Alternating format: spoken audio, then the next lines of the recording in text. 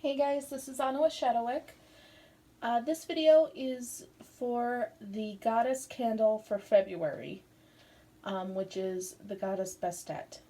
Um, every month, something that I kind of started doing a couple of years ago and then fell off the wagon, so to speak, was every month doing, I believe originally it was doing a totem animal, a god, and a goddess to do a special honoring candle for.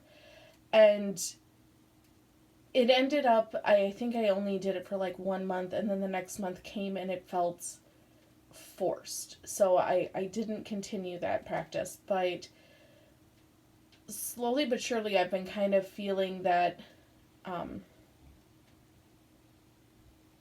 the call, for lack of a better phrase, to start doing a goddess candle every month. A specific goddess that would connect to the energies of the month from various pantheons to connect to her energies and honor her in the same breath. So this month, because February is so much about maiden energy. We have Imbolc, which is kind of the rebirth of the goddess. We have renewal. We have purification and cleansing. We have those spring energies starting to kind of build. We have Valentine's Day, which is all about love and fertility and passion. Lupercalia, which is about purification and cleansing again, but also very much about fertility and love, and kind of bringing that sexual connection through to a more spiritual plane. So I wanted to do a goddess that connected to love and fertility, and kind of those maiden energies. And at first it hit me, it was like, oh, I can do Aphrodite. And then quickly it that felt a little off. It felt close, but not quite right. And then it hit me, I've been wanting to make a Bastet or a Bast candle for quite some time, and it never felt right. It kind of always felt a little off. And now it finally kind of hit me over the head that no, now was the time. So, what I wanted to do was do a quick rundown video, kind of going through some basic correspondences of the goddess, and then also kind of give you a showing of the actual candle. So, Bastet or Bast is the Egyptian goddess of cats. It is kind of her main nomenclature, or not nomenclature, but her main name, or what she's known for, I guess. Oftentimes she's depicted with the body of a beautiful woman, and then a young maiden woman, and then the head of a cat. Sometimes she is also shown kind of as this statue over here is shown. This one back here.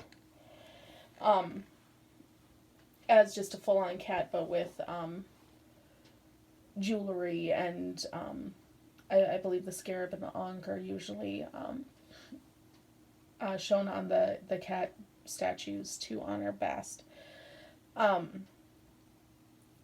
So one of her major focuses are cats and animals. I believe originally she was also a lion-headed goddess, much like Sekhmet, but then when Sekhmet became kind of a more pronounced goddess, she then kind of took on the visage of a domestic cat as opposed to the lion-headed goddess, which we all know usually pertains to Sekhmet. So the names of Bast, she has many, many names. Bastet or Bast are her two kind of common names. Her titles include Goddess of Cats, Goddess of the Rising Sun, Goddess of Enlightenment, Goddess of Truth, Goddess of Abundance. She is a protector, especially of the home and family.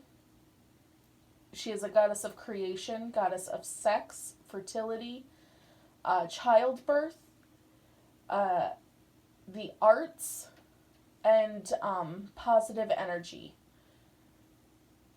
A lot of a lot of a lot of the arts, dance and music, are thought of to be a way to worship her and are sacred to her. So that would be a good, if you are someone who's looking to connect to her in a more intimate way. Dance music, any sort of creative expression or artistic expression, I believe, would be connected, but dance and music are especially prominent. The Greeks connected her to the moon, although she is, as I stated, she is the goddess of the rising sun. She does have that sun aspect. I believe the Eye of Ra, there is an Eye of Ra that kind of connects to her as well, if memory serves. I might be wrong on that. I thought I read that in one of some of my research. But again, I find when one culture kind of takes on the goddess of another culture, or gives their thought process, even though the Greeks and the Egyptians were so close, at one point,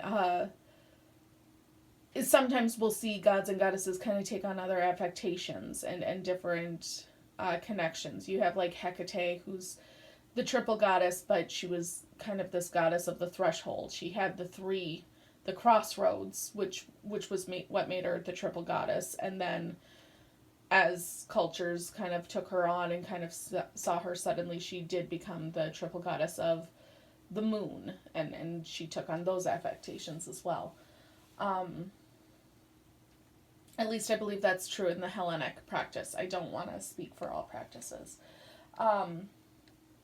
So the Greeks also connected her to the moon. She does also have another controversial connection to hemp and marijuana. Some see this as being controversial. The Greeks, as well as connecting her to the moon, they connected her to physical pleasures. And so that might be a reason why marijuana and hemp would be a connection. That's just completely my opinion, running off the cuff. That is in no way, shape, or form something that's been proven. But just kind of a random thought I had. Her sacred days are Mondays, which again kind of speaks to that moon connection. She is connected to the Sabbats of Ostara, and then there's a special Sabbat. I don't know that it's correct to call it a Sabbath. There's a festival on Halloween called the Feast of Sekhmet and Bast. So she is also connected to Halloween, or in Celtic tradition, Samhain. But it's also seen as the Feast of Sekhmet and Bast. So that's also a sacred night for her.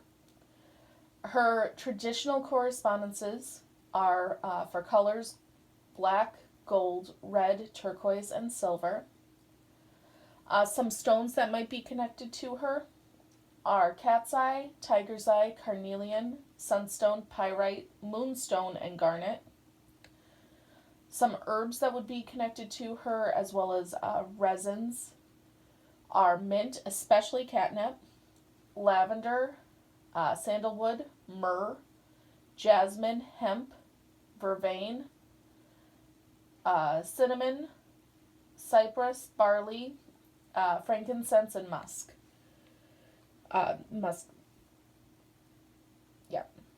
So those are kind of just a quick overview of traditional correspondences that I found on various sources on the internet. And in my complete book of correspondences, the Lulu Allen's complete book of correspondences had some of those items listed as well.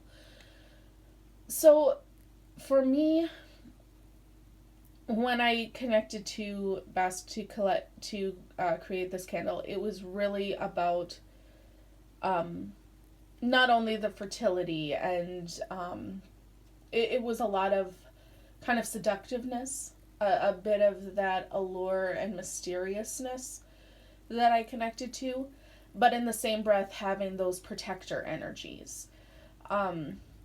There's something so cool I love about a lot of goddesses that are connected to sensuality and sexuality, is oftentimes they have that kind of protector side to them. one of the stories I read, I believe it was her father was being threatened by a serpent. So she was the guardian over her father. I believe, I can't remember if it was at day or at night right now because I didn't write it down. But while he slept, she would keep watch and make sure that the serpent didn't come to harm him. And she ended up killing the serpent.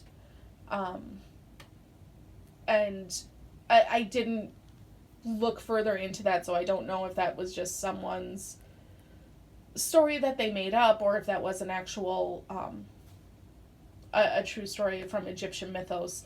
I apologize, I didn't do a lot of due diligence on that.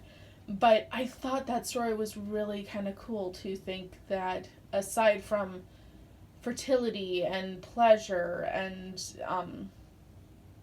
love and a bit of that, femme fatale type energy, she also was this badass protector that understood loyalty and understood what it meant to protect the family and the hearth and the home and what that means. And I think that kind of connects to cats in general, because cats oftentimes are these beautiful creatures that, I think of sleek cats, and how they move is so beautiful, and yet when it comes to their family, they're fiercely loyal, and they can be very vicious at times, and they are these protectors of their owners in a way. It's that it's that attitude that they have. It's not that you have a pet cat, it's the cat will adopt you and you are its pet and it will protect you and take care of you. So while they're fiercely loyal, they do believe they are sovereign. So I think even though it's not a traditional correspondence, I would think sovereignty also feeds into Bastet very well. So the candle, some specifics on the candle. Let me see if I can move it without hitting the camera.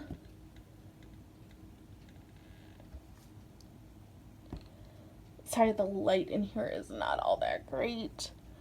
There we go, that's a little better. So here is the candle.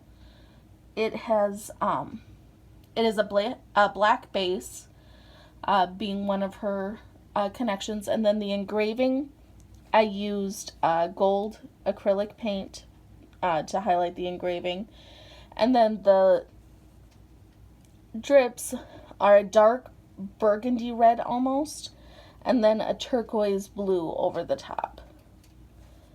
The sigil itself has, down here you can kind of see, it has the little, I don't know what it's called, but it looks like the little swoop and dash that kind of come on the Eye of Ra, or the Eye of Horus.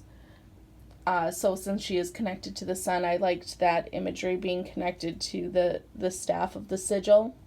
And then in the middle of the sigil, we have the eye, the all-seeing eye, kind of connecting to that protector energy, seeing all that might threaten or intimidate the home. The ever-watchful eye. And then in the pupil, that you probably can't see very well because there is a drip going over it. This one is a small little itty bitty ankh. Again, the ankh is a symbol that is seen in many Egyptian deities rendering. Then on the top we have the balance spheres, we have the light, we have the dark, and then two little crescent moon shapes. So if you turn it on its side, can kind of see it there. It's almost like the maiden mother crone symbol of the moon. And then, sorry, trying to get it balanced back on the table. So that's the main part of the sigil. Up here there is a sun.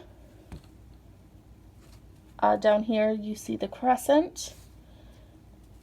So that's again kind of connecting to her, both her sun aspects and her moon aspects. And then I have three rays shooting out down here and 3 rays shooting out there. When I use kind of those lines, or rays as I call them, it's to show connection. So it being that it is a goddess honoring candle, not only are you honoring the goddess, but you're looking to connect to her and bring her energies to you.